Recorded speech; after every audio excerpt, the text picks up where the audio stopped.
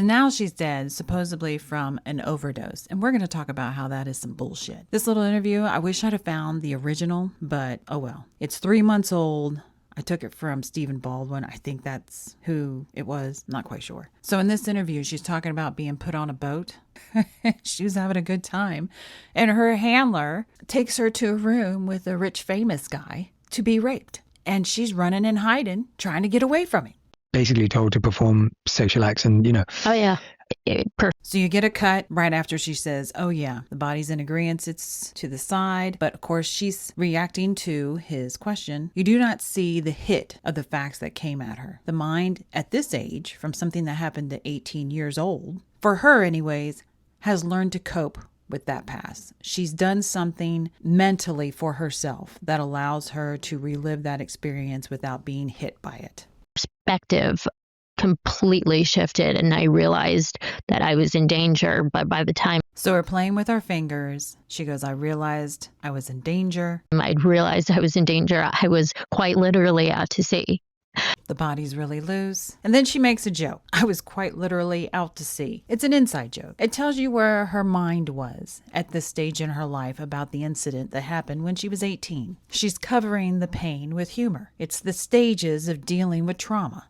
And it was that. You could see that she's going through the emotional memory, and we're playing with her fingers. So this is stress. I mean, that moment shook me. So she's closed her eyes now to get away from the memory. It's too painful. So how in the world does closing the eyes help someone get through this? One of two things. The body's reaction to shut it out physically is to shut the eyes. It's trying to block it. It's like holding your hand up to say no, but you don't say no. It's just holding your hand up. Not that that's effective. The other thing is, this also allows the body to regain control of the emotion so she doesn't turn into waterworks. Stop the emotional feed. Let the eyes drain of what has accumulated, and then proceed with the interview.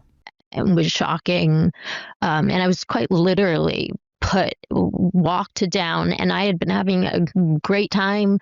There was no hints of anything like that happening. Her body acts out that time of, I'm having a good time. There was no thought that I was about to be raped. So it took me, I was shocked. It took me by surprise. And it was led by somebody that I had grown to trust and see as a protector and somebody who had my back. And to be walked down. The other thing we start to see is her eyes are glistening because of the extra fluid. I guess you could say she's becoming teary-eyed because of the trauma that happened. The memory is causing this to happen. The eyes closed does not always stop the emotion from leaking out. She tries to cover it with humor, but really there's nothing to laugh about at this particular stage in retelling this story. The stairs, and it was as like a surprise, presented as though it was like a surprise. And it was this very small room, and she physically put me in the bed next to this undressed man who was very famous and had his hands like this, like this was just an average day for him. This is something that happens all the time. And I waited for her to leave, and I mean that lion in me, that fire in me, that She waited for that handler to leave, and then you see the body go left and right, like slow, like a cat that's about to fight. And then it was on like Donkey Kong. The warrior, the cheerleader was activated. My hair stood on end, and I. You also see, too, that the upper lip and that line that comes from the corner of both sides of the nose going down, she's snarling as she's retelling this. She is still livid. She's a little badass. So she ended up dead 3 months after this interview from a drug overdose. And I am, at this moment, a firm believer that they killed her. Or whoever the rich guy was in the bed. Maybe this happened more than once. We only got one story from her. So there's that. I do not believe that she's a drug addict. You look at the skin on this woman. Those of you who have seen drug addicts and been around drug addicts, you know that the skin is not that pretty.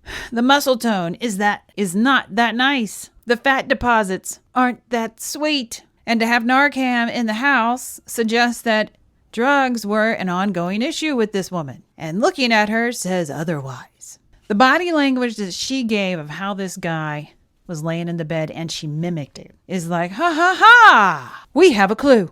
For a body language person who knows, one, when it comes to mimicry in that sense, it's not 100%. The person who mimics the other individual is mimicking the parts that stand out the most in their mind. They're going to forget other details. What pointed out to her was this guy was calm and confident, waiting for his toy. She'll not remember any other details, and I will not get into them. One, because they're inappropriate for a naked person. But I will say, because I truly did like this actress, that this story is going to be playing in my mind subconsciously, and every time I see a rich guy that's famous, I'm going to watch him and see if the personality fits of the picture she has painted for me. May the Lord bless you and keep you. In Jesus' name.